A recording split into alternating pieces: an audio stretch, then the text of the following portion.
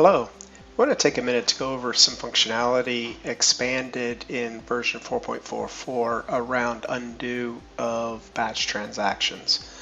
A few versions ago, we added the ability to undo a group of transactions, and much further before that, we were able to undo transactions in general.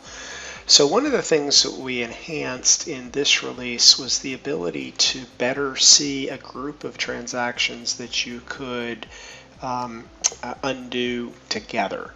So I've rolled up a batch that I've got some transactions loaded that have they've got different posting times. They posted at different groups, different times. And under a previous release, you would go and select a transaction and select a group, and it was kind of difficult to see which transactions or with which group you're going to undo. So what existed before was undo transaction group. That existed before. What is new is the user interface that comes up, and it's this grid or this display that is new to this release. You can now see all of the transactions, individual transactions, and their groupings. So in this case, I did a post, and I posted these two transactions, and then I did this post of these transactions. The idea behind it is if you need to undo, you don't have to undo the entire batch, and you can undo just a portion of those transactions that were done, but you have to delete you have the ability to delete transactions or undo transactions that are grouped together that were all posted in the same posting session.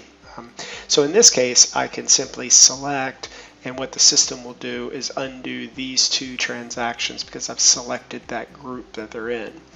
To actually do it, I would just push the undo transaction group. Now to take this a little bit further, we actually added an exclude column here, and this gives me the ability to selectively say within this group, I don't want to undo this one. So now you can get, if you have a lot of transactions out here, you want to undo a fair number of them, you select the group, and then you exclude the ones you do not want to undo. Additionally, we have this collapse outline. So if you have a lot of transactions that have happened, and this happens when you have barcode data collection, where you will scan, each one of those are going to create a posting group, because in vicinity, as soon as we get that transaction, if you have it configured this way, we will go ahead and post all the way through from vicinity into dynamics. And so you may end up with a number of transactions all coming from barcode data collection. And this can be really helpful to go and remove one scan, which might be putting a finished good on hand as well as consumption of some bill of material items, packaging items. So you could actually go and undo a group and easily see which scans I wanted to undo, but you could also even go into it and selectively exclude certain transactions out of that group.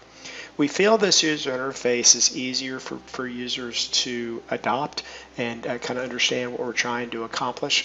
It was some great feedback from a couple of different clients helping us kind of dial this in. We really appreciate that.